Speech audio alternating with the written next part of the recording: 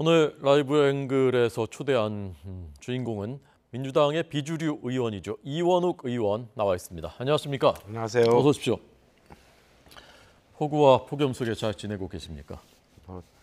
저희들보다는 우리 국민들이 아무런 사고가 없이 안전하게 이번 폭우와 폭염을 이겨내는 것이 중요하겠죠. 네.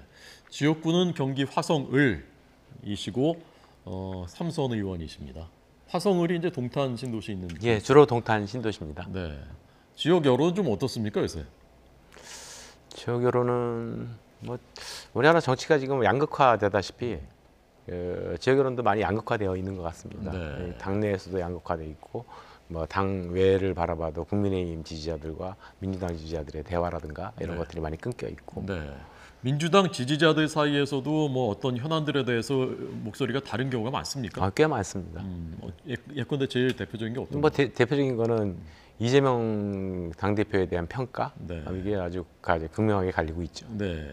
이재명 대표가 이제 당 혁신을 위해서 혁신위원회를 발족시켰고 김은경 위원장이 지금 혁신위 1호 과제로 한 것이 의원 불체포 특권을 의원 전원이 선언하자라는 것인데 이게 지금 잘 받아들여지지 않고 있다고 이제 저희가 듣고 있거든요. 지금 당내 상황이 어떤 겁니까, 이 문제? 그렇지 않아도 그 문제에 대한 일부 의원들의 우려들이 꽤 많이 나왔었습니다. 네. 그래서 저희 의원들이 사실은 어제부터 이 김은경 1호에 대해서 우리가 좀 힘을 실어주자라고 해서 서명을 받기 시작을 했었고요. 수십 명이 지금 동참 의사를 밝혀왔는데 네. 그 이후에 그 1차적인 서명을 근거로 해서 이제 전체 의원들한테 뭐 친전 등을 통해서 이게 추가할 의원들을 모으고 그거를 가지고 기자회견 등등을 이어갈 계획이었습니다. 네. 근데 지금 아마 오늘 이 시간에 지금 의원총회가 열리고 있거든요. 아, 그렇습니까? 네, 의원총회에서도 이 문제가 논의되지 않을까 싶습니다. 네. 거기에 이제 찬성한다고 서명한 의원 수십 명은 대략 몇 명 정도입니까, 정확하게? 뭐 정확하게 한 30여 명 1차적으로 30여 아직 명. 연락들을 다 못 해가지고요. 예. 네.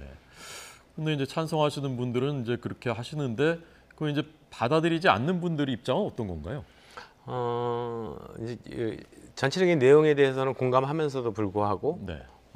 지금 그것이 국회의원이 가지고는 불체포 특권이라고 하는 거에 대한 고유한 권한인데 네. 그거를 내려놓는다는 게 특히나 야당 입장에서 그리고 윤석열 정부의 검찰공화국이 특수부가 아주 어마어마한 요만한 것 가지고도 다 뒤지고 의원들을 소환하고 뭐 이러고 있는 상황에서 네. 그걸 그냥 우리가 가지고 있는 권한을 무조건적으로 포기하는 게 맞냐라고 하는 이런 생각들도 있고요. 네. 그리고 한편에서는 사안별로 어떤 경우는 진짜 정치 탄압적인 성격이 있고 어떤 경우에는 우리 스스로가 잘못한 경우도 있는데 이거 사안별로 대처해야지 이거 뭐 일괄적으로 대처할 문제가 아니다라고 하는 얘기들도 있고 네. 더 중요한 것은 뭐 한편에서는 개인의 불체포 특권 포기 선언보다는 방탄국회를 안 열겠다라고 하는 선언이 더 중요하지 않겠냐 이런 의견들도 있고 좀씩 나뉘고 있습니다. 네.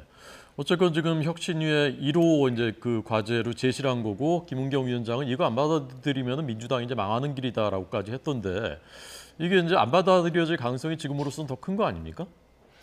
오늘 의원총회에서 어찌됐든 논의를 결과를 봐야 되고요. 네. 그러니까 이게 당 전체의 당론으로 가느냐 아니면 개별 의원들이 선언으로 가느냐 그건 남아 있겠지만 어찌됐든지 저희들이 이제 1차적인 서명을 시작을 했고 김은경 1호에 대해서 우리가 그것마저도 민주당 의원들한테 아무런 반향이 없다라고 한다면 혁신위가 망가지는 거 아니냐라고 하는 그런 절박감 뭐 이런 것들이 꽤 많은 의원들한테 있고요. 그래서 그걸 순차적으로 추진될 가능성이 있습니다. 그런데 어찌됐든지 오늘 의원총회 결과에서 어떻게 나오느냐라고 하는 게 이 서명을 더 이어갈 것인가 말 것인가라고 하는 그 갈림길이라고 볼 수 있겠습니다. 네.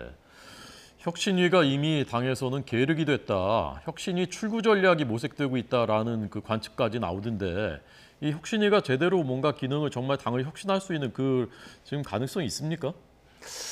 어저께 김은경 위원장이 김은경 위원 직접 하지는 않으셨지만 어쨌든 혁신위에서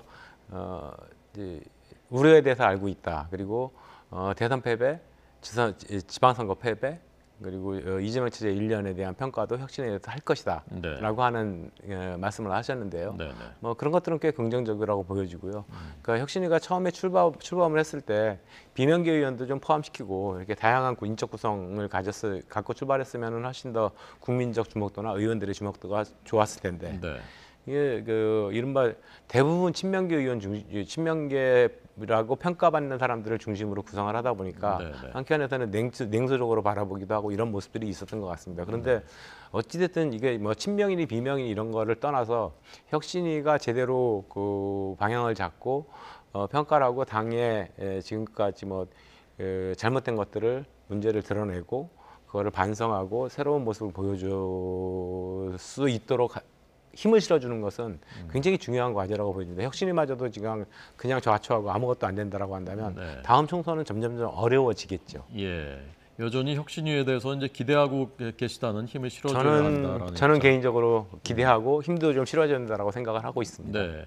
혁신위가 이제 2호로 내놓을 과제로 알려진 것이 꼼수 탈당 이제 막겠다라는 것이 이제 민형배 의원이라든가 윤관석, 이성만 의원을 겨냥한 것이다라는 이제 해석이 나왔는데 거기에도 이제 찬성하신 입장입니까? 저는 그때 김남국 코인 사태가 터졌을 때 그때 언론 인터뷰를 통해 가지고 지금 탈당 못하게 막아야 된다. 물론 이 지금 현행 정당법상 탈당을 못하게 법적으로 막을 방법은 없지만 최소한 당 지도부가 너 탈당하지 마라. 당신 탈당하지 말고 당의 조사에 철저히 응해야 된다라고 하는 그런 결단을 내려야 된다라고 얘기를 했었거든요. 네네. 근데 그거를 늦추고 그러다가 그 김남국 의원이 탈당하는 거를 그냥 지켜만 보고 늑장 대응하고 이런 것들이 민주당의 지도부가 자정 능력이 없다라고 하는 것을 보여준 하나의 그 대표적 사건이 아닌가 보여지고요. 네. 현행법상은 어찌되든 탈당을 막을 수 있는 방법은 없습니다.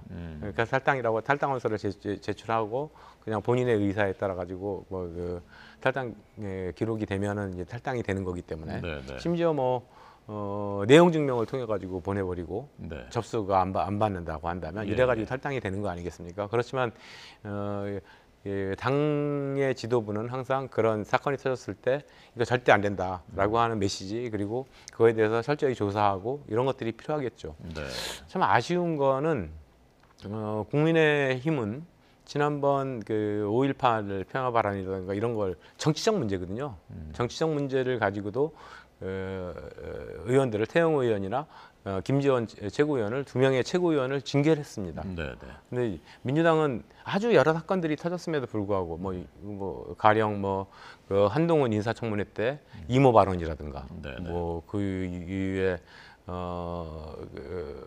그 김건희 여사 그 베트남에 갔을 때 아이와 촬영한 문제라든가 그 서초동 술집 논란이라든가 뭐 이런 아주 그러니까 정말 확인되지 않은 여러 가지 발언들이 그 의원들이 얘기를 하면서 이것이 그러니까 항상 민주당이 또다시 수세에 몰리고 공격을 받는 그러한 계기로서 작용을 했는데 그런 거에 대해서 아무런 자정작용이 없었다는 겁니다. 그러니까 그러다 보니 결국엔 충격적으로 민주당이 국민의힘보다 덜 도덕적이고 덜 윤리적이다라고 하는 이런 결과들이 여론조사를 통해 가지고 나오고 있는 거 아니겠습니까? 참 아쉬운 지점이죠. 예. 그 자정작용이 왜 민주당에서는 이루어지지 않고 있다고 보시는지 그리고 그걸 이제 회복하려면 그 기능을 어떻게 해야 된다고 생각하십니까? 그러니까 그러니까 여러 문제들이 있겠죠. 지도부 스스로가 가지는 문제들도 있겠고 할 텐데, 그런데 당의 문제를 풀어가고 무슨 문제를 풀어갈 때 국회의 문제도 마찬가지라고 보여집니다. 저는 집단지성을 어떻게 확보할 것인가라고 하는 게 제일 중요한 문제고요. 그러면 자정작용을 만들기 위해서 첫 번째로 의원총회가 활성화돼서 거기에서 모든 것들이 좀 얘기될 수 있는 이런 자리가 돼야 된다라고 보여지는데 지금 실제로 이 자정작용이 많이 제대로 하지 못하는 이유 중에 하나가 지금 제가 정치 훌리건이라고 부르는 강성 팬덤들의 공격 뭐 이런 것들 때문에 의원들이 굉장히 말이 막히고 그러다 보니까 상대적으로 저쪽은 별로 문제를 제기하는 의원들이 별로 없는데 왜 그래? 이런 식의 그 실제로 그것 때문에 말이 막히는 겁니까? 실제로 많이 막힙니다. 공천 걱정 때문에 그런 건 아니고요. 그게 이제 거기까지 연결되겠지만 왜냐하면 그 지금의 당원제 경선제도가 당원은 50%, 국민 50%. 근데 이 국민이라고 하는 것도 국민 전체를 평균 내는 게 아니고 민주당을 지지하는 국민입니다. 그러다 보니까 이제 적극적 지지자들이 가지고 있는 파급력 이런 것들 때문에 경선을 해도 거기에 찍히면 힘들어지는 거 아니냐라고 하는 이런 우려감이 있는 건 사실이죠. 네. 근데 그게 당원들의 이제 다수의 그 뜻인지 그 이제 강성 팬덤이라는 것이 다수가 아니라면 신경 쓸 일이 없는 것이고 다수라면 또 당원이니까 당을 대표하는 의원들이니까 또 그거 이제 경청해야 되는 그런 측면도 있는 거 그런 거 아닐까요? 물론요. 근데 이제 당신과 민심의 괴리 현상 아니면 그거를 어떻게 당신과 민심을 일치시킬 것인가라고 하는 거는 정당 활동을 하는 데 있어서 가장 핵심적인 문제거든요. 그런데 지금 정치 훌리건들의 그 태도 뭐 이런 것들 때문에 실제로 정치 그건 예전에 태극기 부대라든가 똑같습니다. 이런 태도 때문에 정치 혐오증이 불러 일으켜지는 것이 사실이고요. 그리고 민심과 당심의 이 괴리 현상이 굉장히 심하게 벌어지고 있다라고 하는 게 지금 현재 우리 한국 정치의 아주 고질적인 문제죠. 이원우 의원 제가 이제 두 번째 인터뷰를 하는데 참 용감한 분이다. 훌리건이라는 표현을 방송에서 이렇게 거리낌 없이 쓰시는 지역구는 이제 화성 을인데 제가 최근 3번 당선되신 거 찾아봤더니 표 차이가 꽤 많이 났더라고요. 그 좀 자신감에서 비롯되는 건가요? 그 자신감보다는 이게 국회의원 3번이나 했는데 이게 저는 이제 97년도에 대통령 선거 때 선거대책위원회 자원봉사로 들어와서 지금 김대중 후보 때 그때부터 지금까지 이제 당직자를 한 10년 정도 하고 또 이제 국회의원도 3번이나 하고 12년 뭐 이렇게 지내고 있는데 당이 지금 잘못 가고 있구나. 이 당이 민주당이 가져야 될 고유한 가치, 민주, 공화 뭐 이런 것들을 진짜 완전히 잃어버리고 있는 모습을 보면서 당으로부터 혜택받은 사람인 저 같은 사람이 좀 이제는 발언을 좀 해야 되는 거 아니냐. 그리고 당이 좀 올바른 방향으로 가기 위한 역할을 해야 되는 거 아니냐. 이런 거에 대한 결심으로부터 비롯됐습니다. 근데 요새는 좀 잠잠하신 것 같은데요. 발언을 좀 안 하시는 것 같은데. 제가 페이스북 같은 경우는 계속 쓰는데요. 근데 이제 기자들이 안 보는 건가요? 네, 알겠습니다. 자, 이제 이러다 보니까 이제 시각 차이도 꽤 크고 당내에서 지금 가야 될 방향, 해법에 대해서도 생각이 다르고 그러니까 이상민 의원 같은 분은 유쾌한 결별이라는 얘기를 이제 계속 하신단 말입니다. 어떻게 생각하십니까? 그게 분당을 하자, 탈당을 하자 이런 얘기보다는 지금 당이 단합해서 갈 수 있는 그 문제가 뭐냐. 그러니까 서로 이제 성찰하고 반성하자. 여기서 이게 시작을 하신 것 같고요. 그러다 보니까 만약에 진짜 안 된다면 이게 그 당 지도부하고 지금 이른바 친명계와 비명계가 좀 화합해가지고 하나로 가면 최고의 모습이겠지만 대선 패배, 지선 패배 이런 것에 대한 평가와 반성도 못하고 그리고 지금 실제로 이재명 체제 1년 이 과정을 그냥 언뜻 생각해 보면 윤석열 대통령이 저렇게 못하심에도 불구하고 민주당 지지도가 그냥 MBS 여론조사 이런 것들을 보면은 국민의힘한테 뒤지게 나오는 이런 모습을 보면서 그 평가와 반성을 어떻게 해나갈 것인가라고 하는 거에 대한 그런 것들을 우리가 좀 지혜를 모아보자. 근데 그것조차도 못하고 계속 그러면 당내 분란은 계속될 것이고 그럼 서로 여기 그 당내에서 이전 투구식으로 싸우는 것보다는 아예 그냥 결별이라도 하는 게 낫지 않겠냐라고 하는 이런 그 충고에서 나온 말씀 같습니다. 지금 이제 언론 매체들이 제3당에 대한 기사를 꽤 많이 쓰는 편이라고 저는 생각하는데 그건 이제 국민들의 관심이 반영된 것이라고 저는 이제 보거든요. 내년 총선에서 제3당이 꽤나 선전할 가능성은 어느 정도로 생각하십니까? 지금 국민적 수요는 분명히 있고요. 특히나 거대 양당의 혐오 정치 양극화에 대해서 신문을 느끼는 국민들이 계시기 때문에 여론조사를 통해서 보면은 민주당 지지층의 한 50%, 그다음에 국민의힘 지지층의 한 30% 정도는 그 새로운 신당이 나와야 된다라고 주장을 하는 조사도 있거든요. 네, 그러니까 네. 정치적 수요는 국민적 수요는 분명히 있는데 이것이 정치적 수요로까지 갈 것인가라고 하는 거에 대해서는 아직까지는 좀 성숙되지 않았다. 네. 왜냐하면 제가 좀 전에도 말씀드렸듯이 민주당을 어떻게 혁신을 하고 리모델링 해가지고 저 바르게 갈게 할 것인가라고 네. 하는데 뭐 99.9%의 비명계 의원들마저도 대부분 그런 생각을 하고 있지. 네. 우리 결별하고 분당해야 되겠다 이런 생각을 하고 있는 의원은 최소한 제가 보기에는 찾아보지 못했습니다. 네. 그러니까 이제 3선을 하신 중진 의원 이원욱 의원이 내년 총선에서 민주당이 아닌 다른 간판으로 출마할 가능성은 거의 없다. 아니면 네. 거의 네, 없다. 네. 아예 없습니까? 정책 상황이 어떻게 바뀔지는 그거야 모르는 네. 거니까. 네, 그러니까 뭐 하여튼 저는 지금 민주당에 있는 한 170여 명의 국회의원, 뭐 지금 조금 탈당 뭐 이런 걸 통해 가지고 약간 빠졌습니다만 167명인가 이런데 그 의원들 중에서 가장 오랫동안 민주당과 함께 활동을 해왔고 김대중 노무현 정신을 실천하는 데 있어가지고 가장 앞장서 왔다라고 생각하는 사람이거든요. 네, 근데 네. 제가 사랑하는 민주당을 제 스스로가 뭐 별로 근거 없이 탈당을 한다. 그리고 그래 분당해가지고 뭐 아니면은 뭐 다른 정당으로 가서 출마를 한다. 네. 이런 거는 아직까지는 뭐 상상하기 어렵습니다. 네. 97년부터 하셨으니까 지금 26년째 만으로 민주당에 몸담고 계신 거군요. 네. 민주당은 여전히 고쳐 쓸 수 있는 정당이다라고 이제 보시는 것이고요. 이재명 대표 체제로 내년 총선을 민주당이 치를 가능성이 높다고 보십니까? 어떻습니까? 이재명 대표 체제로 치른다고 저는 보여집니다. 바람직하다고 생각하십니까? 바람직하지 않죠.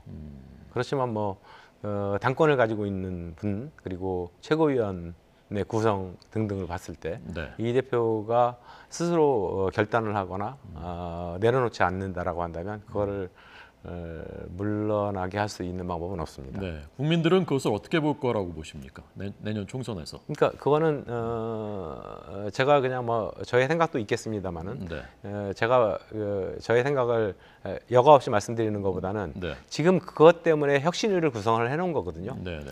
김은경 혁신위가 이재명 체제 1년을 제대로 평가하고 거기에서의 우리가 민주당이 도덕적 신뢰를 갖지 못하고 이렇게 떨어지고 있는 이유는 무엇인가라고 하는 거에 대해서 판단하고 그래야 그 평가를 해야 문제점이 나올 것이고 그래야 무엇을 혁신할 것인가 나오지 않겠습니까? 그래서 이제 김은경 혁신위가 좀 그 문제에 대해서 천착하고 좀 제대로 해주기를 바란다.